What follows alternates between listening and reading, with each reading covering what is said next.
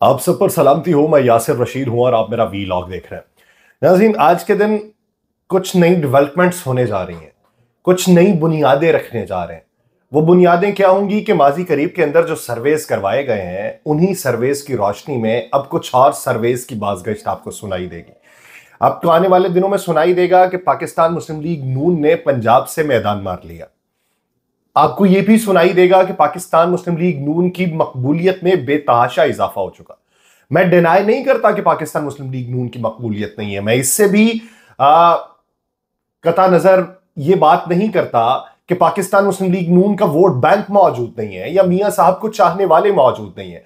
मियां साहब को चाहने वाले भी मौजूद हैं, उनकी एक तादाद भी मौजूद है, लेकिन अक्सरियत पे क्या वो गालिब आ जाएंगे, इसके हवाले से मैं इबाहम में हूं मौजूदा मारूजी हालात को देखते हुए। लेकिन नई बात यह है कि अब मुख्तलिफ सहाफियों की जानिब से भी बातें होना शुरू हो गई। बात यह हो रही है कि नवाज शरीफ की वतन वापसी के बाद से पाकिस्तान तहरीक इंसाफ और नून लीग के दरमियान मकबूलियत का फर्क तेजी से कम हो रहा है। मेरे लिए तो हैरत अफजा बात है ये। और इस हवाले से सूरत हाल कहते हैं कि वहां जा पहुंची है जहां ये 2018 के इलेक्शन के मौके पर थी। ये सूरत हाल इस हकीकत के बावजूद है कि एक माह बाकी रह चुका है और अब तक आम इंतखाबात के लिए कोई मुहिम शुरू नहीं हुई। कहा यह जा रहा है कि एक हालिया सर्वे से पता चलता है, वो सर्वे कौन सा है उसका तज़किरा करूंगा, कि अगर पाकिस्तान तहरीक इंसाफ अपने निशान के साथ भी इलेक्शन लड़े तो मुकाबला बड़ा सख्त होने का इम्कान है, क्योंकि सोशल और रिवायती मीडिया में राइज आम तासुर के बरक्स नून लीग ने नुमाया तौर पर अपना खोया हुआ मकाम दोबारा हासिल कर लिया। हत्ता कि खैबर पख्तूनख्वा में भी मुकाबला आसान नहीं है। गैलप पाकिस्तान की जानिब से किए गए सर्वे में बताया गया है कि नवाज शरीफ के लाहौर आने से एक हफ्ता पहले तक पीटीआई की मकबूलियत नून लीग से 15% सिर्फ ज्यादा थी। 15 दिसंबर से 7 जनवरी के दरमियान होने वाले ताजा तरीन सर्वे के मुताबिक यह फर्क अब कम होकर 4% रह गए। 5,000 अफराद ने इस सर्वे के अंदर अपनी राय देने में हिस्सा लिया। जिन लोगों ने कहा था कि वो पाकिस्तान तहरीक इंसाफ को वोट देंगे, इस सर्वे के मुताबिक उन्होंने ये राय इसलिए दी कि वो बल्ले को वोट देना चाहते थे।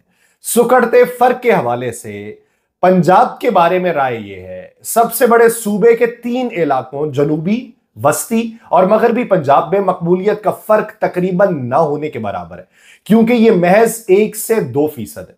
चूंकि राय दहिंदगान ने 2 से 3% की गलती के मार्जिन को भी मद्देनजर रखा, लिहाजा इस हद तक फर्क नाकाबिल गौर। अब उस तहरीर में यह भी बताया जाता है कि शिमाली पंजाब में पीटीआई की मकबूलियत नून लीग के मुकाबले में 10% ज्यादा है। इस खित्ते में ज्यादातर रावलपिंडी रीजन के अजला शामिल है और इस खित्ते को मार्शल बेल्ट भी कहते हैं, क्योंकि फौज में भर्ती होने वालों की अक्सरियत का ताल्लुक इसी इलाके से। आमतौर पर राय दहिंदगान का ख्याल है कि फौजी, हाजिर सर्विस और रिटायर्ड दोनों सियासी तौर पर भी बड़े पैमाने पर अपने इदारे से वफादार रहते हैं और उसका सबूत चंद माह कबल किए गए एक सर्वे में भी मिलता है। सर्वे में इस रीजन के लोगों को जवाबी तवाजुन समझा जा रहा है और यही वजह है कि यहां पाकिस्तान तहरीक इंसाफ को बरतरी हासिल है। यह भी हकीकत है कि पाकिस्तान तहरीक इंसाफ तमाम सफ़ों में भी मकबूल जमात है और पंजाब की नब्ज की बात करें तो इस सर्वे में यह बात साबित होती है। Institute of public opinion research IPOR के एग्जीक्यूटिव डायरेक्टर तारिक जुनेद ने कहा है कि 2018 में नून लीग की जीती हुई नशिस्तें बड़ी हद तक बरकरार है और उनकी तंजीम फिल वक्त नून लीग के साथ मिलकर मुख्तलिफ हलकों के सर्वे कर रही है।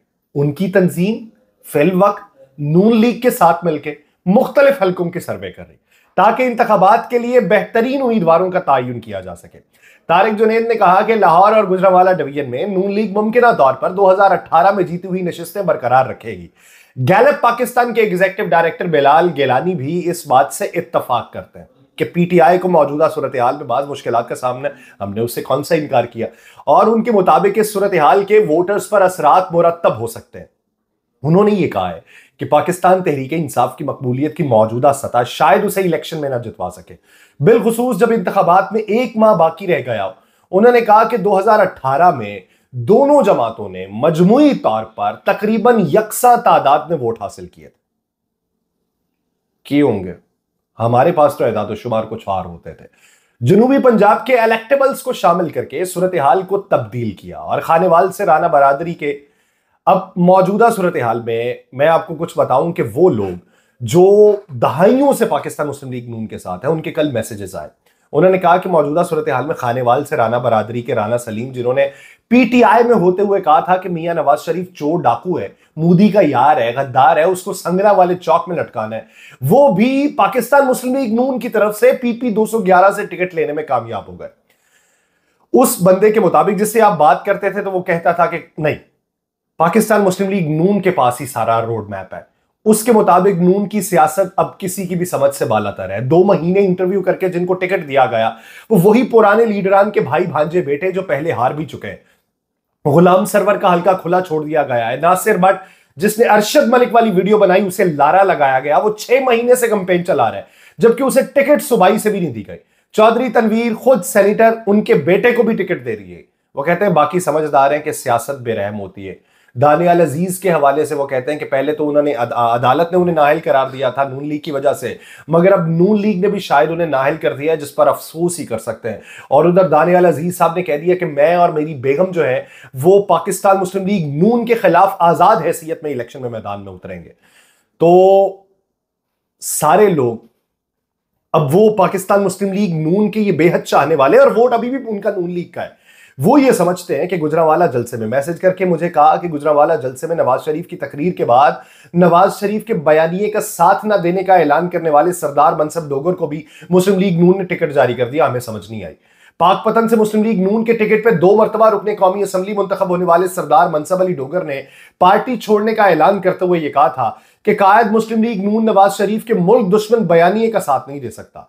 मुस्लिम लीग नून के साथ अपनी 25 साल रफाकत को कुर्बान कर रहा, उन्होंने कुर्बान की थी और आज फिर आके उन्होंने शमूलियत इख्तियार की तो उन्हें टिकट मिल गया। वो कहते हैं हमारी समझ से बालातर बात है कि फैसलाबाद के अंदर राजा रियाज को टिकट दे दिया गया और हकीकी कारकुन जो था उसे टिकट नहीं दिया गया। उनके लिए हैरत की बात यह है कि तलाल चौधरी को टिकट नहीं दिया गया। उनके लिए हैरत की बात यह है कि नवाब शेर वसेर को एडजस्ट नहीं किया गया। उनके लिए बहुत बातें हैरत ज़दा हैं और इस मामले के ऊपर वो ये समझते हैं कि आने वाले दिनों में इलेक्शन के नताइज के ऊपर भी इसका गहरा असर पड़ेगा।